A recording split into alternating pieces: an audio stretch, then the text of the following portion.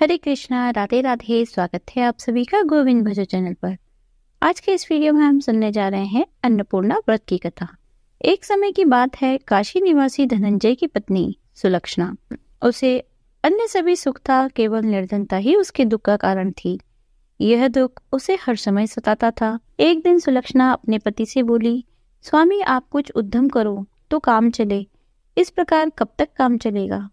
सुलक्षणा की बात धनंजय के मन में बैठ गई और वह उसी दिन विश्वनाथ शंकर जी को प्रसन्न करने के लिए बैठ गया और कहने लगा, हे देवादिदेव विश्वेश्वर, मुझे पूजा पाठ कुछ नहीं आता, केवल तुम्हारे भरोसे बैठा हूँ। इतनी विनती करके 2-3 दिन तक भूखा प्यासा बैठा रहा। यह देखकर भगवान शंकर ने उसके कान में अन्नपूर्णा अन्नपूर्णा अन्नपूर्णा इस प्रकार 3 बार कहा। वह सोचने लगा, यह कौन है, क्या कह गया। इस सोच में धनंजय पड़ गया। फिर मंदिर से आते हुए ब्राह्मणों को देखकर पूछने लगा, पंडित जी अन्नपूर्णा कौन है। ब्राह्मणों ने कहा, तू अन्न छोड़कर बैठा है, सो तुझे अन्न की ही बात विचार में आती है, तू घर जा अन्न ग्रहण कर। तब धनंजय घर आकर स्त्री से सारी बात कहने लगा। वह बोली, नाथ आप चिंता न करें, स्वयं शंकर जी ने यह मंत्र दिया है, वे स्वयं ही इसका खुलासा करेंगे। धनंजय फिर जैसे के तैसा पूजा में बैठ गया। रात्रि में शंकर जी ने आज्ञा दी, कहा तो पूर्व दिशा में चला जा। वह अन्नपूर्णा का नाम जपता जाता, रास्ते में फल खाता जाता, झरनों का पानी पीता जाता। इस प्रकार कितने दिनों तक चलता गया। वहां उसे चांदी सी चमकती वन की शोभा देखने को मिली। सुंदर सरोवर देखने में आया। उसके किनारे कितनी ही अप्सराएं झुंड बनाए बैठी थी। एक कथा कहती थी और जय मां अन्नपूर्णा इस प्रकार बार बार कहती जाती। ये अघन मास की उजियारी रात्रि थी। आज से ही व्रत का आरंभ था। जिस शब्द की खोज करने वह आया था, उसे वह वहां सुनने मिला। धनंजय ने उनके पास जाकर पूछा, हे देवियों आप क्या करती हो। सब ने कहा, हम अन्नपूर्णा माता का व्रत करती हैं। व्रत करने से क्या होता है, ये किसने पहली बार किया था, इसे कैसे किया जाता है, इसकी क्या विधि है, मुझसे भी कहो। वो कहने लगी, इस व्रत को सब कोई कर सकते हैं। 21 दिन के लिए 21 गांठ का सूत का धागा लें। 21 दिन न बने तो 1 दिन उपवास करें। यह भी न बने तो केवल कथा सुनकर प्रसाद ले। निराहार रहकर कथा कहे या सुने। सुनने वाला कोई ना मिले तो पीपल के पत्तों को रखकर सुपारी या ग्वारपाठा के वृक्ष को सामने कर, दीपक को साक्षी कर, सूर्य, गाय, तुलसी या महादेव को बिना कथा सुनाए मुख में दाना नहीं डालना चाहिए। यदि भूल से दाना मुंह में पड़ भी जाए तो 1 दिन फिर उपवास करें।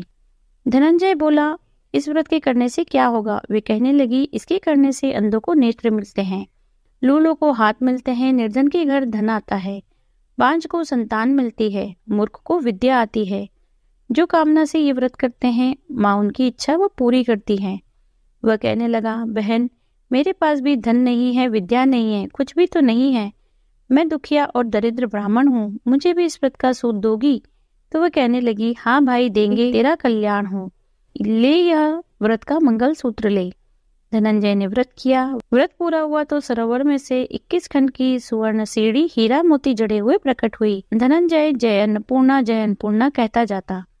इस प्रकार कितनी ही सीढ़ियां उतर गया और क्या देखता है, करोड़ों सूर्य के समान अन्नपूर्णा का मंदिर है। उसमें सामने स्वर्ण सिंहासन पर माता अन्नपूर्णा विराजमान है। सामने भिक्षा हेतु भगवान शंकर खड़े हैं। दिव्यांगनाएं चंवर डुलाती हैं, कितने ही हथियार बांधे पहरा देती हैं। धनंजय दौड़कर जगदम्बा के चरणों में गिर गया। देवी उसके मन का कलेश जान गई। धनंजय कहने लगा, माता आप तो अंतर्यामी हो, आपको अपनी दशा क्या बताऊं।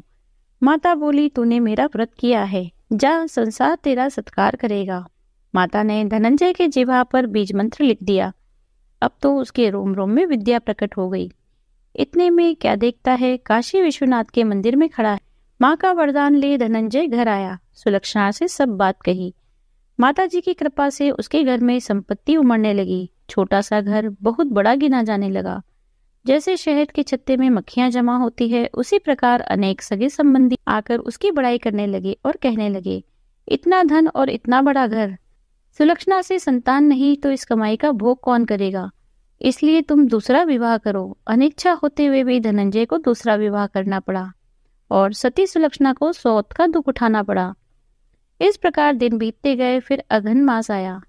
नए बंधन से बंधे पति से सुलक्षणा ने कहा, हम व्रत के प्रभाव से सुखी हुए हैं, इस कारण यह व्रत छोड़ना नहीं चाहिए।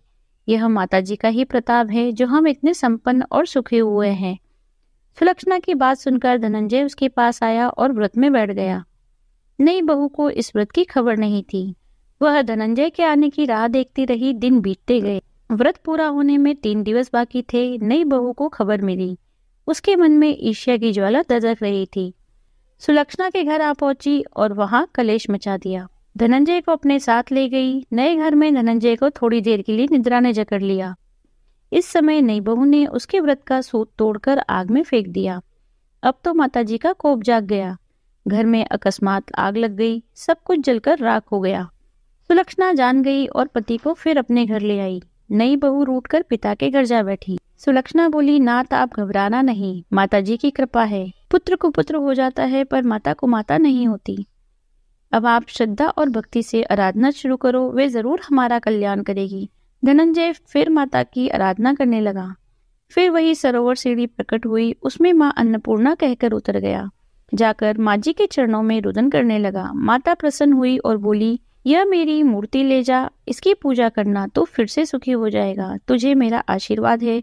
तेरी स्त्री सुलक्षणा ने श्रद्धा से मेरा व्रत किया है, उसे मैंने पुत्र दिया। धनंजय ने आंखें खोली तो खुद को काशी विश्वनाथ के मंदिर में खड़ा पाया। वहां से उसी प्रकार घर को गया। इधर सुलक्षणा के दिन चढ़े और महीने पूरे होते ही पुत्र का जन्म हुआ। गांव में आश्चर्य की लहर दौड़ गई। मान्यता आने लगी इस प्रकार। उसी गांव के निसंतान सेठ के पुत्र होने पर उसने माता अन्नपूर्णा का मंदिर बनवा दिया। उसमें माताजी धूमधाम से पधारी, यज्ञ किया और धनंजय को मंदिर के आचार्य का पद दे दिया। जीविका के लिए मंदिर की दक्षिणा और रहने के लिए बड़ा भवन बनवा दिया। धनंजय स्त्री पुत्र सहित वहां रहने लगा। माताजी के चढ़ावे में भरपूर आमदनी होने लगी। उधर नई बहू के पिता के घर डाका पड़ा। सारा सामान लुट गया। वे भीख मांगकर पेट भरने लगे। सुलक्षणा ने यह सुना तो उन्हें बुला भेजा। अलग घर में रख दिया। उनके अन्न वस्त्र का प्रबंध किया। धनंजय, सुलक्षणा और उसका पुत्र माताजी की कृपा से आनंद से रहने लगे। माताजी ने जैसे इनके भंडार भरे वैसे सबके भंडार भरे। बोलो अन्नपूर्णा मैया की जय। यदि आपको वीडियो पसंद आई है तो लाइक कीजिए, शेयर कीजिए, कमेंट कीजिए। यदि आप चैनल पर नए हैं तो चैनल को सब्सक्राइब कर लीजिए। बेल आइकन को प्रेस कर दीजिए जिससे नए वीडियोस की नोटिफिकेशन आपको तुरंत मिल जाए। मिलते हैं अगले वीडियो में। हरे कृष्णा, राधे राधे।